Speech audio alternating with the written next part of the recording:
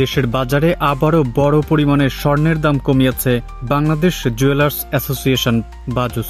এবার প্রতি ভরিতে 10,474 টাকা কমিয়ে 22 ক্যারেটের 1 ভরি স্বর্ণের দাম নির্ধারণ করা হয়েছে 1,93,809 টাকা।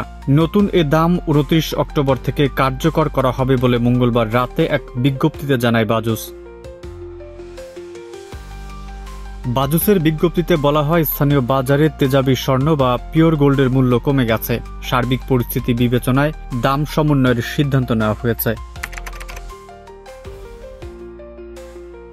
সংস্থাটি জানায়, স্বর্ণের বিক্রয় মূল্যের সঙ্গে সরকার নির্ধারিত 5% ভ্যাট এবং বাজুস নির্ধারিত ন্যূনতম 6% মজুরি যুক্ত করতে হবে। তবে গহনার ডিজাইন ও মানভেদে মজুরির তারতম্য হতে পারে।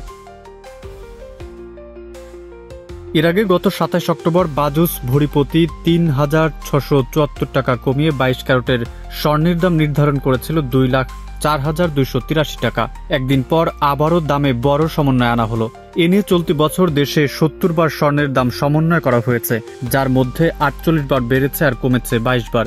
2024 সালে মোট 62 বার দাম সমন্বয় হয়েছিল, যার মধ্যে 35 বার বৃদ্ধি ও 27 বার হ্রাস করা হয়।